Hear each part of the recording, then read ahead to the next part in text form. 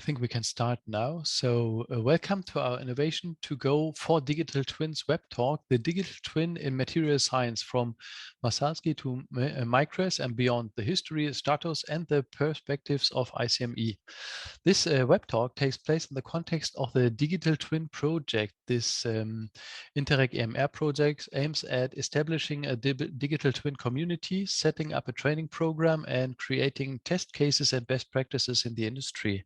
And our guest today is Dr. Georg Schmitz. He studied energy physics and made his PhD in high temperature superconductors. But I think more important is that he is senior scientist at Axis, and he's responsible for the microstructural simulation software called MICRESS. He's a global sales manager, so very competent to talk about this. And also he's interested in science philosophy.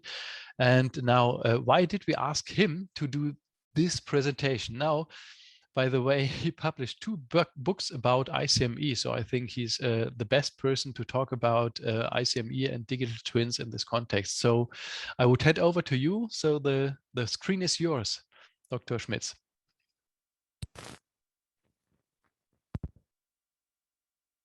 I think you're still muted. Are you? Or is... Can you hear me now? Now I can hear you. Perfect. Okay, so I had two buttons to press. And, okay. So thanks a lot for the introduction, and I try to get rid of this blackboard.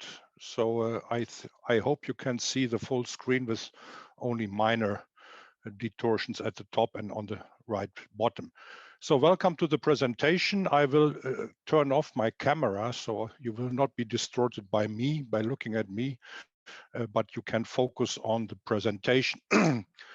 So my presentation, as mentioned, is on the digital material twin and especially some sort of history and current and future perspective of Icme. Before I start the presentation, let me give you a short introduction to Axis. That's the company I'm associated with, and Axis is a private non-profit research institute at the University of Aachen. So it's not a university institute, but a registered association. And we have been founded in 1986 as a spin-off of the Foundry Institute. And we've got currently a very interdisciplinary team of 50 researchers, including Foundry people, computer scientists, physicists, mathematicians, informatics people, Foundry engineers, mechanical engineers, all that. We earn our money about 50% from public funding, European Commission and German Ministry, and also State of the North Rhine-Westphalia. And the other remainder is about coming from industrial contracts and also sales of our software. The customers we are collaborating with originate from aerospace, automotive, power engineering, and both OEMs and also the suppliers and the system people. We've got three different locations. The main location is the building of the Foundry Institute, and then we have got two others which are at the same place. The white building, the white hall, is for industry scale process development, and this is for technology transfer on TRL 6 and higher. The basic expertise we have is material science and process technology, microstructure simulation and process simulation. And what you see already, we've got something here on top, which we could call the digital reality. So we digitize all the data we get from the processes and from the experiments. And we've got the digital virtuality. So that's all the simulation area. And so that splits into something like the digital process twin. So we do process simulation for all the processes we are actually developing and performing and optimizing. And on the other hand, we've got the digital material twin, which essentially is both material science and microstructure simulation. And the interesting message you should take away here is that though we sell software, we are not a software company, but we are a research center which does both research on materials and simulation of materials. So we know both sides of the digital twin. So that brings me to the presentation about the digital twin, and I will introduce the 4 letters ICME when it comes to the emergence of ICME in that kind of history. And the history starts actually at Tadeusz Massalski. So this is this person here.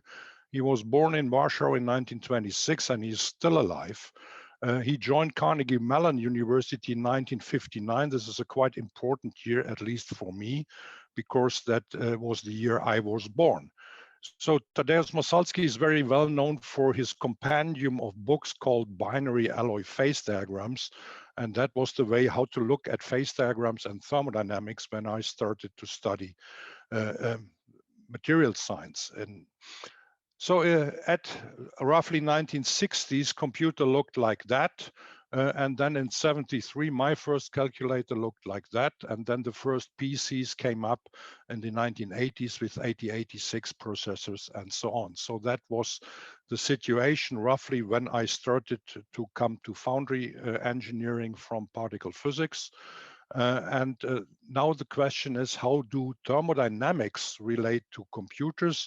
And I like this citation by Bo Sundman, who is one of the creators of thermocalc, that he started to study metallurgy because he disliked computers and he thought that the subject would be too complicated to be ever put on a computer. So fortunately, he was wrong. And there is now something called thermodynamic databases. So these are databases of thermodynamic data being available on a computer. The most important message I can convey here that thermodynamic databases are not just collections of some experimental data in an Excel sheet. So such databases are based on physical models which allow to extrapolate into unknown area. So essentially such a database is a collection of polynomials describing the Gibbs energy of different phases in a thermodynamic system. So let me highlight that a little bit. If you know that the model you are looking at is a parabola, then it's sufficient just to know these 3 numbers. And then for any x from -infinity to +infinity, you can predict the respective y, if you know that it is a parabola. Yeah? In the same spirit, we can have the Gibbs energy descriptions of a phase. This is a pure phase, and you see some coefficients, some temperature dependence with some logarithmic terms, some polynomials, and so on. So the important thing to describe the Gibbs energy of this pure phase is just to know the blue and greenish coefficients.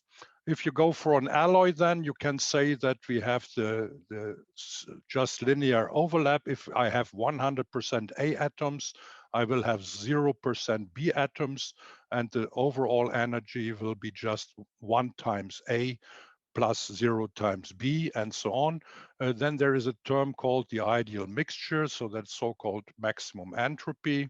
And then there are other terms, I'm not going to dwell into detail into that, which are called Redlich-Kister coefficients, which you need to generate really deviations from symmetric relations. So that's the way how Gibbs energies are modeled. So you just need the blue-green data. And these data are collected in so-called CALPHAT type databases. CALPHAT means calculation of phase diagrams. So you collect all type of experimental information, empirical rules, fundamental theories, and you may add also so-called ab initio simulations in order to create a database for the models of these properties. So in order to define all these green, blue parameters. And if you have these parameters, then you can do predictive calculations of thermodynamic properties, of equilibrium states, and things like that. All this is done by a community of universities and all the software providers in the area of thermodynamic data.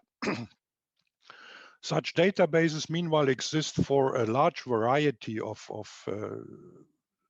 materials, all types of metallic alloys, but also ceramic systems, aqueous solution, minerals, and so on.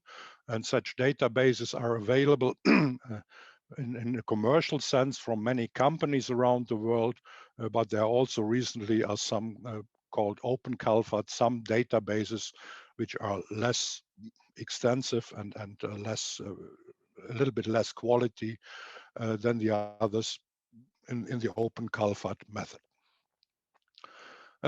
Here's an example for the steel database, and the steel database goes up and has all these types of chemical elements inside. And then you can select these elements, and then there are all these different phases modeled in this database. I just highlight some, like the liquid, the ferrite, the austenite, some carbides, and so on. So these are the well-known phases in the steels, but for any type of database, you will find a huge variety of phases, which typically occur in these kind of alloy systems. Once you have that database, then you can start to do operations on the database. And most instructive is, for example, to calculate the liquidus temperature for a certain composition. So in the early times of Massalski, you would have tried to infer that from a number of binary phase diagrams, and almost no way to get it exactly. So you here see the fraction of liquid is 1 above the liquidus temperature, and it gets to 0, the fraction of liquid below the solidus temperature. In between, we've got the formation of the ferrite, delta ferrite, and gamma austenite later on. The database, as I told you, has descriptions for the Gibbs energy. So there are many options to use thermodynamic relations. So you can calculate, if you have the Gibbs energy, you can calculate the entropy, enthalpy, the specific volume, the specific heat capacity, and many more. All this is nicely summarized in a book by Susanna Fries and Hans Lukas and Bo Sundman.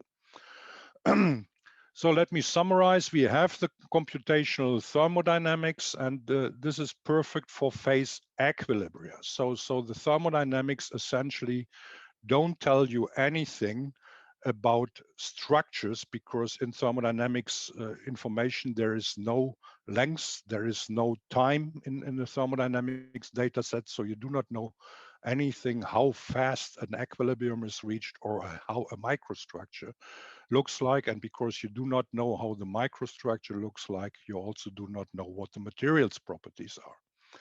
But you can already determine the phase fractions. You can determine temperatures for the onset of precipitate formation.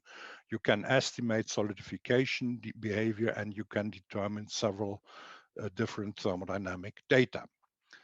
So in the next step, we look at DICTRA, which is called diffusion controlled transformations. And diffusion controlled transformation means we have got a model or a database for diffusion data. And in the same spirit as the thermodynamic data, these diffusion databases are called mobility databases. So there is a model for the mobility of different atoms and certain lattices. And from this mobility data, you can get the diffusion data, and these mobility data are also collected in so-called mobility databases, which are also available for a number of alloys, again from thermocalc, but also open access from NIST. Looking at one of the NIST databases, I can show you an example of a so-called diffusion couple. So these are two areas which have been two different superalloys in left-hand side and right-hand side, and they have been connected at this line and then have been kept for 100 hours at 1293 centigrade. And what you see, all these squares, triangles, and circles, they indicate experimental data, and the lines not fitted, but predicted by the DICTRA code are the numerical predictions for the diffusion profiles, and you see quite a good agreement. So we've got already an intermediate summary number 2. Besides the thermodynamic data we had before, we now also have the kinetics of diffusion, at least. Because this DICTRA is a so-called one-dimensional diffusion solver, we do not have any information about the microstructures, and accordingly also no information about the materials properties. So that brings us to the next, which is our own code called MICRESS, the Microstructure Evolution Simulation Software. And the secret of microstructure of formation is essentially the combination of a thermodynamics, which gives us the energy scale and tells us when a phase is stable at all, at which temperatures. Then we've got a diffusion time scale, which gives us the information how far an element will diffuse in a certain time interval. That is DICTRA, for example. And the last ingredient for such kind of microstructure simulation is that we need a length scale. And length scale means we need to know something like the local curvature and at any place at the solid-liquid interface. I may remind you to your physics studies or just experience of a soap bubble. So there is a relation between the radius of a soap bubble and the pressure inside the soap bubble. And the pressure would be the equilibrium pressure, and this pressure thus depends on a local radius, on local curvature. This is just to motivate that one. Yeah? So these phase field models are one in a series of theories of phase transitions which go back to the early 19th century. Ginzburg-Landau may be well known. We ourselves, and just historically quite interesting, so that was probably the first written note on a phase field model, which never has been published, but is only known as a private written note. First publication was probably in almost 10 years later, and we ourselves got attracted by phase field when we saw these kind of 3D simulations of dendrites by Ryo Kobayashi in 1992, and we immediately saw as well that this is very powerful, but this still misses things which are known in normal materials. So, for example, eutectic, peritectic solidification, where two solid phases are in equilibrium with the liquid phase instead of only one, as here in this case. There have been further developments on the phase field crystal models by Ken Elder. I'm not going to touch on that one. But however, Ken already wrote a very nice books on the phase field models in material science and engineering. So I want to just give you a short introduction and just a short feeling about what is a phase field model that looks like theoretical physics, but I will try to motivate it a little bit for you. So if we want to describe the evolution of a microstructure, we first have to have a way how to describe a microstructure at all. And this is done using the so-called phase field phi, which is a function of space and time. And for a materials scientist, it's probably best to interpret it as the fraction of a specific phase being present at a spot x during a time t. Yeah? So here in this case, we would have the fraction solid, and it has the value 1 wherever it is green. And the fraction solid would have the value 0 wherever it is liquid. So the blue one, and there must be somewhere a transition in between. That's the yellow one. This is the diffuse boundary. So, but actually we are not interested in the phi, but we are interested in how that phi does evolve. So that's the function called phi dot of xt, so the temporal change.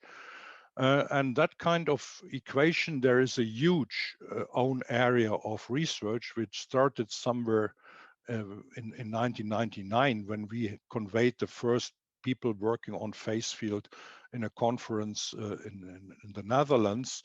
And then 10 years later, the group already has grown significantly, and we noted that we have to do these meetings more frequently. So next one was only 5 years later in Pennsylvania, and the last one was 2 years ago in Bochum. So you see the number of people working in the area of phase field is worldwide quite high. Many of them are theoretical physicists and mathematicians and pure scientists, and only some of them, like us, are people trying to apply the phase field method. So there was already some fear that the explanation of this equation would be too complicated. I just want to give you some intuitive feeling about the phase field equation. I told you we would be interested in this phi dot, so in the evolution of this phase field. And the first simple approach one can do as if that were a diffusion equation. Diffusion equation, you know that if you have, for example, a droplet of blue ink in a water glass, then after some time, the dark blue of the droplet will spread around and it will become light blue everywhere. So that would be that part of that equation. So that interface would smear out. So we need something else. And this term here, which actually helps to stabilize this interface. And you will see that this terms for the phi s equals 1, so the fraction solid equals 1, that one will get 0 here. And for the phi s equals 0, so for the liquid, that one will become 0. So all that term only acts in the interface. And interestingly, it has a change of sign at phi s equals 0.5. Yeah, so you see that this will change the sign. And this corresponds to the fact that this term acts like somebody digging up anything back to the hill which has flown out by diffusion. So we get a so-called stabilized interface. And the last term, you see already that there is a difference, which is a difference in the thermodynamic driving force that gives energy between the two regions. And that difference leads to the fact that this phase will move. We can continue and have that delta G, and depending on the sign of the delta G, we get either growth or dissolution. And that delta G itself can depend on local condition of external field like temperature, composition, but also elastic strains and electric magnetic fields. So if the delta G is non-zero, then we will have a change in the evolution. And if there is an evolution, then there will be, for example, release of latent heat. So there will be an evolution of the temperature field.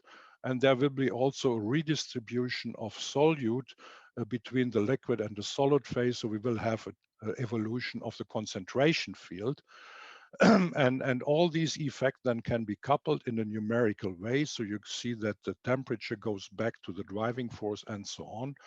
And all that can be done nicely on a computer. And if you do that, then you can describe the evolution of this kind of dendrites I showed you in the very beginning in 3 dimensions. So this picture is almost 20 years old, so it's not state of the art. But it was just mentioned for didactic purposes. But what we have here, we have one liquid and only one solid. So we've got the dendrite and the liquid. And if we look at technical alloy systems, I also already told you that these comprise a number of grains, a number of different phases, and a number of different chemical elements. And if we want to describe these kind of systems, these kind of alloys, we need multiple phase fields. We need the description of diffusion in multi-component systems. And essentially, we have to draw on the thermodynamic databases in order to get the Gibbs energies of the individual phases, which are related to the driving forces. So actually, the first concept for multi-phase systems was published by ourselves almost 25 years ago, and it somehow marked the beginning of our MICRESS code, which now has the 25th anniversary. That paper has been cited more than 900 times in the meantime, so it's really a standard paper. The basic idea of this multi-phase field model now is that we have one phase field for each phase. So we've got a region where the liquid is 1 and the others then have to be 0. We have got a region where the ferrite is 1 and the others have to be 0. And we've got a region where the austenite is 1 and the others have to be 0. So the interesting story is that the sum of all these phases always is equal to 1 everywhere and anytime. And this is very interesting from a philosophical perspective. So if you are interested in discussing this in more detail. What's the philosophy behind that? I will be pleased to comment on that one. So now we have the multi-phase field approach, and the basic ideas is that we define one phase field for each phase. That's what I showed you, a phase field for the ferrite and a phase field for the austenite. But we also define one phase field for each grain of each phase. So we can even model polycrystalline substances.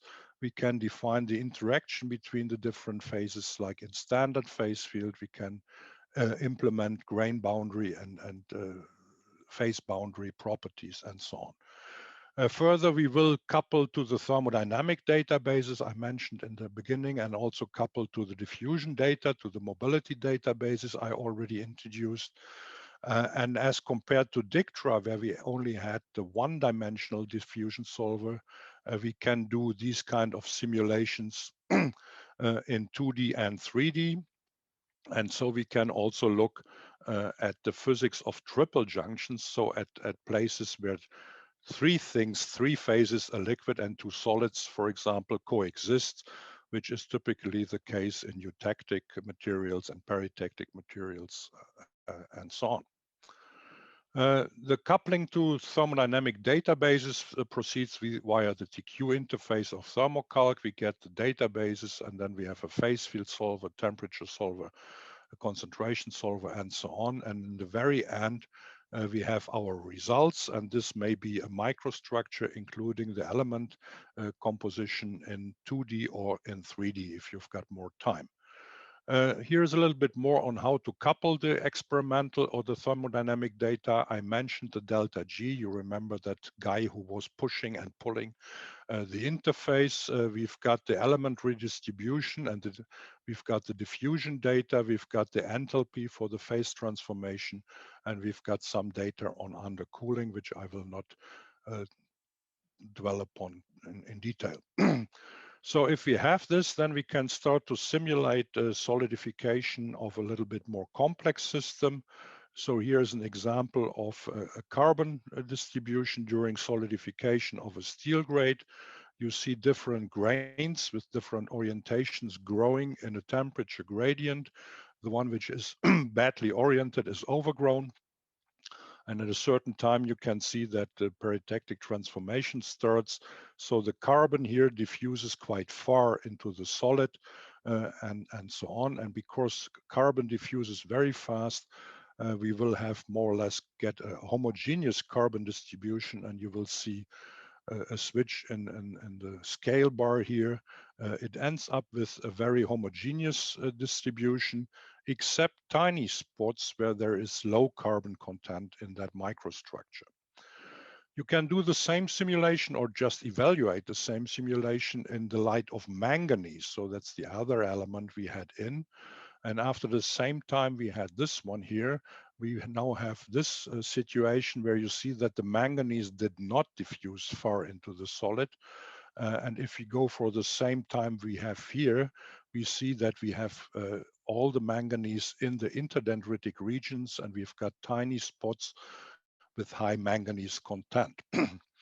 And the origin of these spots with high manganese content and low carbon content, you will not understand unless I tell you that the entire simulation has been done in the system manganese, silicon, carbon, phosphorus, sulfur. And actually these manganese-rich regions correspond to manganese sulfides, which form in the interdendritic region. A next step after solidification then is to look at the solid state transformations. Here is an example for the so-called gamma alpha transformation in steels, where we have the grain structure and we've got the different phases, ferrite and austenite. We've got elastic stresses inside the microstructure due to the different volume expansion coefficients of these materials. And we've got the carbon distribution at the grain boundaries and inside the phases. So that brings me to intermediate summary number 3. We now have all what we had before. We have got a little bit more information on kinetics because we can also look at nucleation data. And we now have information on microstructure. We have the information in 2D and also in 3D. We still do not have any information about the materials properties, and because we do not know the materials properties, we also cannot tell anything about the properties of the component. The next step then is to take the microstructure, which we do have, and make it subject to different other types of operations, for example, numerical tensile tests. And if you do that, then you can extract the properties from the microstructure and the properties of the individual phases. And you can, for example, calculate flow curves, stress strain curves. You can also get the microstructure and take it and bring it into other types of simulation codes by other people. Here is an example for crack initiation and crack propagation in an aluminum silicon alloy. And the software being used was provided by Siegfried Schmauder and his group in Stuttgart. But they did it on our virtual microstructures. We can also generate effective properties by so-called mathematical homogenization. Here is an example for a ferrite perlite steel microstructure. So we have the properties of the basic building block, which is a ferrite cementite bilamellar. And these bilamellar are always distributed in these individual regions of perlite, which themselves are embedded into a ferritic matrix.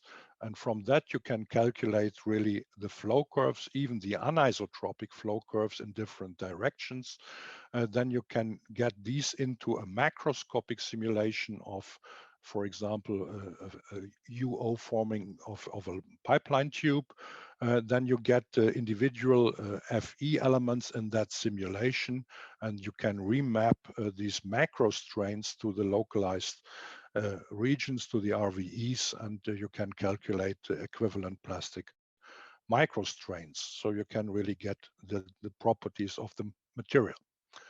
Such simulations of MICRESS not have been only done in these simple simulations I showed you by now, but they have been done in steel and cast iron, in super alloys with up to 10 different chemical alloy elements. And aluminum alloys, here's an example for an alloy with 14 different phases, for magnesium alloys, for solders, also for brass and so on. They have not been only done in 2D, but also in 3D. So we've got, again, the superalloy dendrites with some titanium carbonitrides ahead of the interface, magnesium alloys with hexagonal symmetry, aluminum silicon, magnesium phosphostrontium alloys with eutectic refinement.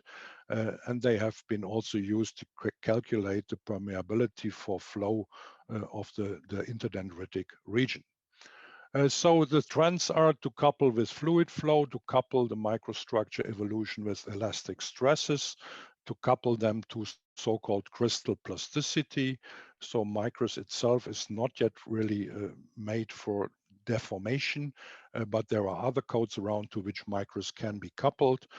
And here is an example for coupling to crystal plasticity. This is a microstructure which has been synthesized simple Voronoi and that has been deformed. We generate a critical resolved shear stress, which corresponds to stored energy, and that recrystallization simulation then has been performed using the MICRESS. Some other trends are determination of effective properties. I showed you that, the modeling of faceted growth, for example, in this aluminum silicon. Here's the comparison with experimental data. The modeling of joining processes like laser welding and increasingly at present also additive manufacturing. And modeling of failure and fatigue. I showed you that, and now we come a little bit to the area of Icme, so where we start to couple with experimental data and also to look at the interoperability of different software tools. So that's where we enter the integration, and this integration happens in the frame of Icme. And these four magic letters stand for a global trend, which is called integrative computational materials engineering. And this is an entire community emerging roughly since 2008. There's been a community before, but it has become very, very vital since 2008. There have been regular conferences. Next one should have been in November next week, but this has been postponed to April 2022. Sorry, so if you're interested, you may join into that conference. What is ICME? It's abbreviation for Integrated Computational Materials Engineering, and essentially it tries to cover all the complex multi-scale mechanisms which happen during the preparation, the production of a material, and all the different processes like casting, forming, heat treatments, chemical treatments, welding processes, and so on. And the story is that we want to engineer the local properties of a component, and we want to do that along the entire production and the entire service life cycle. So that's the basic target, the vision of ICME. And in order to do that, we will need the modular configurable simulation workflows, which have a number of different software codes which should be interoperable to the best. The pragmatic view of an ICME simulation environment is depicted here. So you see some codes which do microstructure evolution, so how the microstructure evolves under some different, some special process conditions. The process conditions are given and calculated by process scale simulation tools. Then there are some tools which you need to create initial microstructures that could be also experimental data, some tools to remesh between whatever FE and voxel type representations, some tools to visualize the data, some tools for databases like the thermodynamic and the mobility data, but also tools to calculate interfacial energies and other things which are helpful. Then there is some idea about microstructure databases, so that instead of creating an own microstructure, you can take it from a database. Then there are tools which extract the effective properties of that microstructure, like whatever mechanical properties I showed you a little bit, the texture, or also fatigue properties. And in the very end, you need some tools to orchestrate all these different types of software tools, the sequence, how they are performed, and how the data are exchanged between these things, and so on. And that's the area of simulation platforms. And for the simulation platforms, there are currently quite a number of platforms around, and there is an entire working group of the expert committee materials modeling, simulation, and data, which I'm heading. So if you're interested in participating in this group, just let me know. I have different here, and I will just give you an example of our own Icme, which has a focus on continuum models for materials, so for the digital twins of the materials. The basic idea of the Icme is that we have different institutes or companies, and each of them has a dedicated simulation hardware and perhaps also a dedicated simulation software. And you've got the green and the red ones for the different institutes. And these software and hardware resources are registered and at our platform. And then there is something like a grid middleware and a data storage and so on. And so that Icme then orchestrates the performance of the different simulation codes at the different institutes. Here's an example for different hardware machines. So the resources are listed here. One is at our place, one at the metal forming, one at the ferrous metallurgy, for example. And on these machines, we have different apps like the HOMAT, the MICRESS, the Abacus, and so on. So that's the way how it looks like. And there is a publication on that. If you want to read it, you can look at the recording and get the reference. The front end of this Icme is a so-called Jupyter notebook. That's something in the expert view, has a number of Python script type lines, and they allow to post-process the data and also to submit files and to start simulations, to stop simulations, to query results of simulations and things like that. The expert notebook, as said, has the Python script, and the user's virtual notebook just has simple start-stop button and some ways to enter data as desired. One representation of a workflow realized by the Icme map is shown here. So we have got a macroscopic deformation simulation where we have different elements, and from the deformation, so from the strains, we calculate by analytical model, we calculate the dislocation density at that moment. We map that dislocation density to the initial microstructure, and then we do recrystallization using that MICRESS, which leads to a new average grain size and a new grain size distribution, and that grain size distribution then is mapped back to the Abaqus RVE, so that it can continue in the next time step to work on another grain size distribution. So we come to an almost final summary, and we can do all what we could do before, but now we only have the information about the microstructure, but we also have the information about the material's properties, as I could hopefully show you.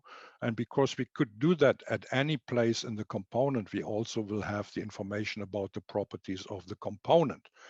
And we also do that along the entire life cycle. So we can start from homogeneous melt and have models and simulation tools which cover solidification and also which cover fatigue and failure and so on. And all that using these Jupyter notebooks can be done in automated workflows. And this is the basis for future inverse modeling. So let me dwell a little bit about automated workflows, because that is the current state of play we have, that we start to look at automated workflows. And in order to have automated workflows, we have a strong need to organize data and knowledge. And just for information, organizing data and knowledge is related to large volumes of data, to a large variety of data, to a high veracity, so how certain are the data, and to high speeds of transmission of data over the communication lines. So that are the problems of big data. But in order to organize and to use data, these data must be organized in a so-called fair way. They must be findable, accessible, interoperable, and reusable. And especially interoperability is the basis for any type of automated workflow. So that means if we want to have them interoperable, we must come to a situation where words and their meanings must be understandable by both machines and by people. So that's the interesting story. So we must define something which is called communication standards. We need data standards, and the magic word here is ontologies. I will come to that later. So a first idea is to standardize the file format for data exchange, and what has emerged as something I would call a de facto standard in describing digital materials twins is the so-called hierarchical data format 5, HDF5, which can be considered like a file which has a directory inside itself. So you have different directory entries and so on. And essentially, you can use this kind of file as a digital representation for the material twin, not along the entire life cycle, but for a specific time step. Yeah? If you want to cover the life cycle, you would have to have a sequence of such HDF5 files. There are already first approaches to a harmonized nomenclature of these individual directory entries in this file, like a so-called metadata. And the good news is that already most of, or many prominent microstructure simulation codes, both simulation and also synthesis and so on, already use the HDF5. The problem still is to have the common nomenclature, and this is ongoing work, that there is a so-called development of a microstructure domain ontology, and this is becoming part of a so-called foundational ontology. This work is going on within the so-called European Materials Modeling Council and the European Materials Characterization Council, and it aims at interoperability and integration between a microstructure characterization community and the microstructure modeling community, but also looks at harmonizing between crystallography domain ontology, thermodynamics domain ontology, and so on. And here we have, at several places, we have the word ontology. Well, what is an ontology? In order to give you a first impression, it's just a part in a sequence of how to describe things. In order to be able to describe things at all, you need to have some contrast and some signs that could be letters in an alphabet and things like that. You must have a rule how to combine the signs that they form words. And once you have words, you can start to go for a so-called thesaurus or a dictionary. So that's some sort like a standardized nomenclature. And once you have words, then you can try to generate relations between words. That's the so-called taxonomy. Taxonomies have been used a lot in biology. So for example, you could say elephant is a animal and not is a plant. Yeah? And so you can generate these kind of is a relations between different words. And ontology then is the next step, which has not only this is a relations, but also further relations. So you could also say elephant has part 4 legs, for example, and so on. So you can generate these words, and such ontologies serve to organize, to classify data and to make them fair, and also to make them AIR. It's called AI ready. So ontologies help to make data ready for exploitation by AI methods. Some historical impressions about data as coming to an end. In the 1960s, where we started, the computing facilities looked like that.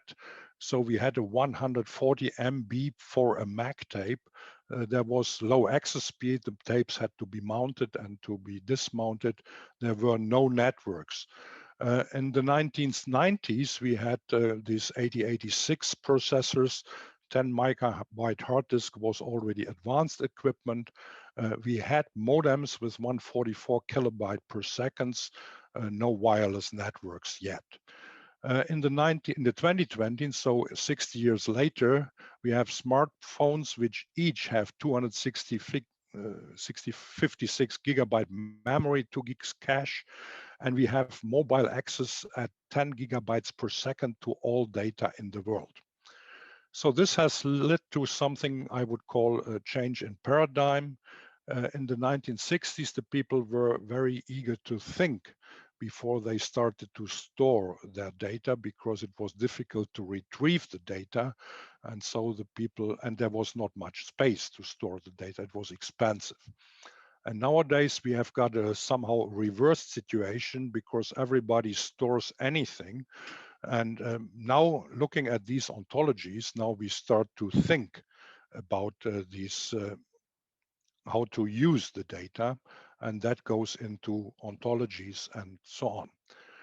The future for ICME will be that we have a seamless interplay between data coming from the production shop floor and models, the model world, so we can simply exchange the data, and all the data of today, which essentially are the sensor data coming from the shop floor, will be calculated and used in models in order to generate the data for tomorrow, which are the data to generate new actuator settings in the shop floor and so on. So this is the future, and in order to organize all these data, we need this ammo, some foundational ontology where we can plug in all these different domain ontologies and harmonize them. And this is the development is called elementary multi-prospective material ontology. And this is available for free here on that link on the GitHub, and information you can find here. If you want to have a presentation on that, that would take another hour. I can do that, but I will not do it now. So eventually we have all what we had before, and now we have basically the idea that we can do automated workflows and we can do optimization for different targets, for minimum ecological footprint, for maximum profit or whatever, for maximum performance, what may be the target. We can automatically validate with experimental data. We can use all these simulated results being automatically generated to train neural networks, and that will allow us also probably to invert the modeling chain. And in the long term, I would guess that this kind of modeling will extend to complex biological materials like human tissue, and not only to metals and alloys and ceramics and polymers. So the future reality, if you look at the reality in 1973, I showed you that, and the science fiction in 1973 was something we would call a mobile today, and today's mobile can be used as an access point for simulation platforms, and actually you can already nowadays start and launch and inspect simulations using your mobile. That's what I wanted to tell you and show you, and I hope you enjoyed a little bit the talk. I'd like to thank you for your interest, your interest in this talk, and I will stop my sharing my screen now and start my video again, and I'm open for questions. Thank you very much. So thank you very much for your comprehensive presentation. It was very interesting. So I think now we can start with the discussion. If you have any questions, you can type them into the chat or you can raise your hands. I think it's at reactions. They can raise your hand and then we can give the floor to you. But while you are thinking about questions, oh, there's already a hand raised. Yeah, do you want to start, Matthias? Yes, thank you very much. Thank you, Dr. Schmidt. It was a very nice presentation, very interesting. I come from the inorganic material side, so not directly from metallurgy. And I was wondering, I'm doing a lot in chemical vapor deposition, meaning I have three phases involved. I have the gas, maybe a liquid or a particle phase, and then the solid. Is this something that the simulation could accurately depict, or would you just say it's another phase? We just add another, was it another Greek letter? Well, so we can have thousands of phases. You see, any different crystallographic phase would be a phase. We can have the gas phase, we can have the liquid phase. The question is whether you do have models which address whatever flow inside the gas phase, so flow and all this transport phenomena in the gas phase. Basically, it could be done, not only using MICRESS, so we can, let's say, at least mimic deposition processes, I would say. Although that is not our strength, we are coming from the other area, but basically that could be done already using MICRESS. But you could, in the ICME spirit, you can integrate any other kind of model you do have into that platform scheme. And so in that sense, the answer is yes and no. If you have the models, it's easy. And if you are willing to have some, let's say, assumptions inside the model, it can be done. But I would not know already off-the-shelf model but this is not my area of expertise. So that's why I do not know that model. Okay, thank you very much. Pleasure. Okay. In our announcement, you mentioned that it's possible to calculate all this with a simple laptop, but I think your presentation showed that it is a bit complex possibly. So how far is this from realization? Well, that depends. So anything I showed you on MICRESS, actually my laptop can do it. Yeah, so MICRESS can be run on a laptop. That's true. Whether then you can really do 3D simulations and so on, that is at the limit, but it still can in 3D. All what we showed is done on normal workstations. So there is no need for high performance computing or things like that. So for big computers, that can be done on normal workstations. And then the rest, next question is how long does it take these kind of simulations? And that may take between hours and days. And for some special things, it may even take a week or so. So that's not something which is ready like that. So basically, I stick to the claim that anything can be done on a laptop in principle, but a workstation would be more recommended. Yeah? Ah, okay. And now I think a question for the SMEs, what does the software cost? Well, that's a difficult problem because if you look at Icme, we are not talking about a single software, but we are Yes. talking about multiple softwares, and that is probably also a problem for Icme in general, because only a few people, and even I talked to people from Boeing, they said if we would buy all the software we would like to have, we would spend roughly 2 million euros per annum to get all the softwares, and but they may need more than a normal KMU SME would need.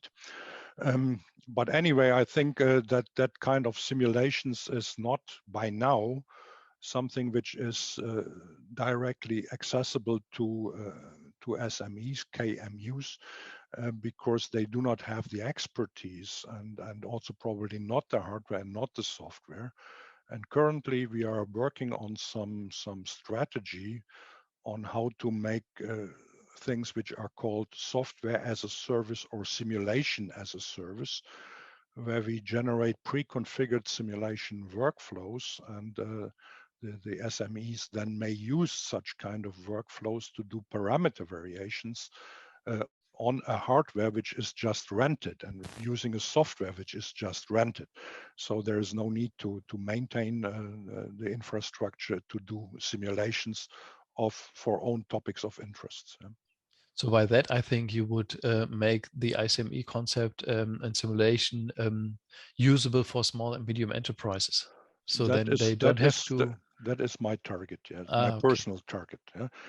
So I feel for competitiveness of our German materials producing industry, not only the large scale like ThyssenKrupp, Vallourec, and so on, but also all the small scale companies, and also the manufacturers of equipment for materials production, materials processing. I want to have them that they use such kind of simulations to optimize their products and their processes. Okay. So I think over that. Oh, Bernd Engelkamp raised his hand. Bernd? Yes, thank you, Dr. Schmitz, for the nice presentation. I would like to ask you one question about the predicted properties of the material. Like you already mentioned in your presentation, there are already predictions about the permeability and the micromechanical properties. Is it also possible to predict other properties like the electronic properties or magnetic properties of different materials or alloys? Well, there it comes to a region of Icme which I did not yet tackle, but basically you can predict any property of a polycrystalline and polyphase material if you know the microstructure of and that's what I addressed. And the other thing you need to know is the properties of the individual phases inside the microstructure. And predicting and simulating the properties of the individual phases is subject to so-called density functional theory or other type of so-called atomistic and discrete models, so like molecular dynamics, density functional theory, and so on. So I call all this discrete models. And such models are already now in the position to predict optical properties based on the electron distribution inside the material. There's one software called GULP, General Utility Lattice program, which you can Google, and you will see that you can generate quite a number of properties using this kind of code. You just input the crystal structure as some and the composition of the single crystal, and then you can get a DFT calculation, and you can get quite a number of properties already. Yeah? Also magnetic properties and optical properties and so on. And as said before, if you have the properties of the phase and the arrangement of the different phases in the microstructure, it's possible to generate the effective properties of this arrangement of phases. Yeah? Okay, thanks. Okay, so when I think about ICME, I have another question, and then Matthias, you can ask your question. But just one question. I think there are some, because maybe perhaps some in the chat. I see that. Yeah, there are... no, in the chat not, but raised hands. So, okay, but again, go ahead. You are a moderator. My question would be, if I think about ICME, it's about integrated computational materials engineering. And you are talking about the properties, but what exactly is optimized? The material properties, or what are you aiming for in the end? Because I think just the perfect material is one thing, but is it about components, possibly? Well, the story is always, what do you want to optimize? So that you see, you configure your workflow, and you can tailor it to your purpose. Yeah, and you can say, okay, I want to have the maximum performance of a component, which is more than just the material property, but is the material property evolving over a lifetime of a product. Yeah? Or you want to optimize the ecological impact, so you want to minimize the carbon dioxide footprint. Or you want to optimize your costs, or you want to optimize the process duration during your production, or you want to make the process fit the capabilities of your production line. So there is a good example on heat treatment. So if you can, for example, shorten the heat treatment time, it may be possible to put all your samples into one furnace for a given duration, instead of procuring a second one in order to have the same number of pieces going through in a certain time. Yeah? So the optimization target is something the person who configures the workflow has to look at. And you can always look at the result, whether you have met your optimization target, for example, in terms of costs, or in terms of overall production time and whatever. So that's, you can do the parameter variations and check whether you get a solution which matches this optimum. You can also do, let's say, so-called parity optimization, which just gives you some weighted view, what is more important, more the economy, or more the ecology, or more the performance, or whatever. So this is the good story, that you can start to do optimization schemes, and what is the optimization target is something you have to define. The software will not tell you. Yeah? Okay, so in the end, if I can decide what has to be optimized, I think it's good to have some people I can ask to get some advice. What's possible to be optimized? Because, as you said, the story you have to is, decide what has to be optimized. I think it's nearly everything you can optimize with ICME.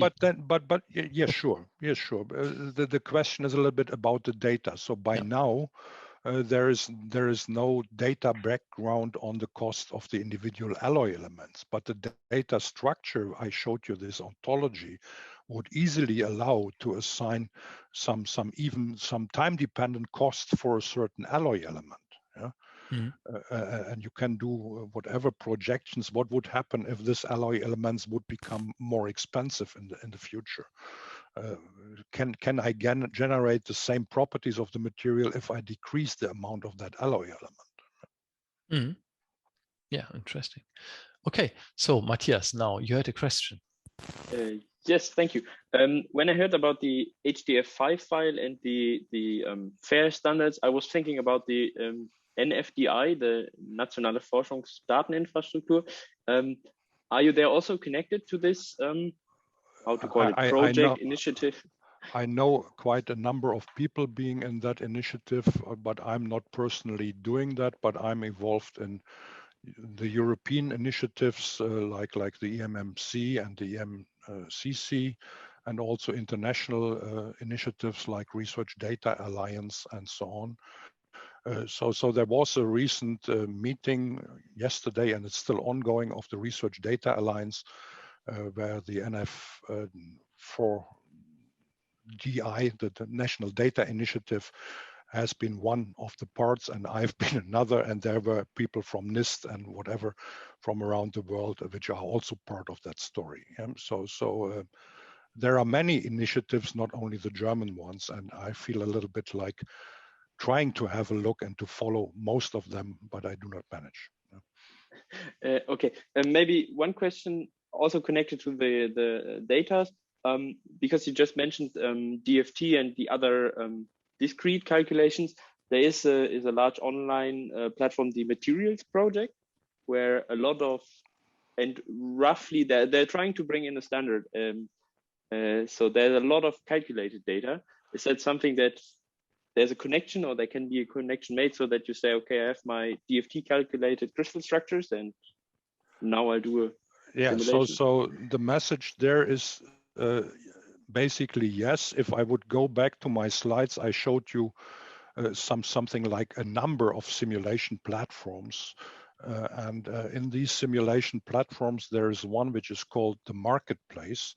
This is a European project, and that is something I would call a meta platform.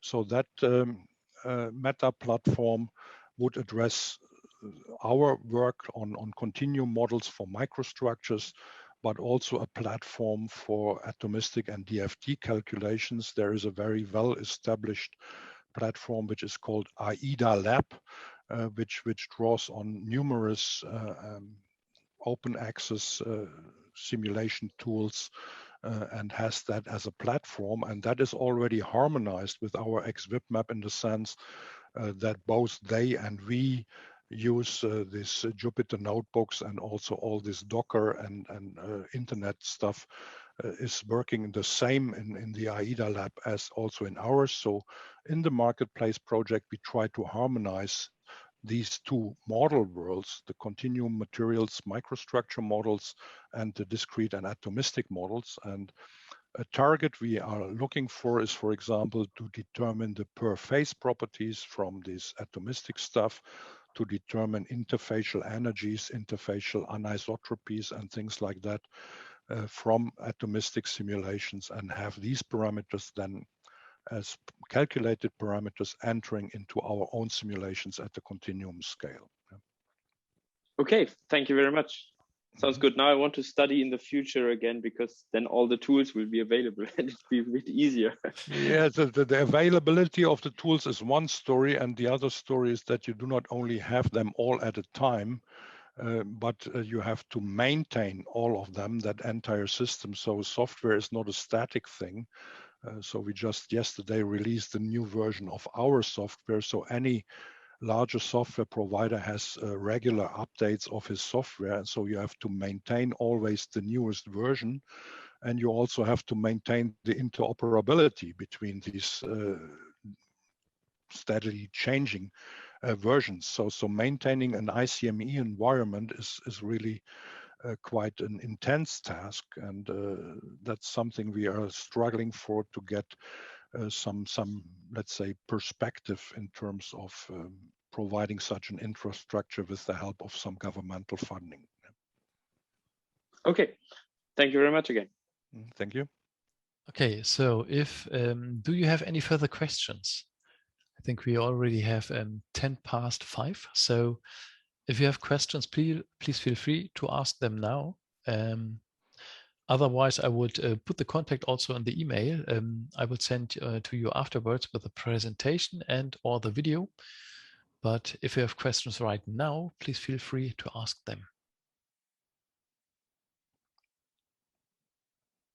So also, if you should decide to formally close the meeting, I will be for another some minutes. I will be available for more private chats if somebody wants to do that. Okay, we can keep the meeting open for several minutes.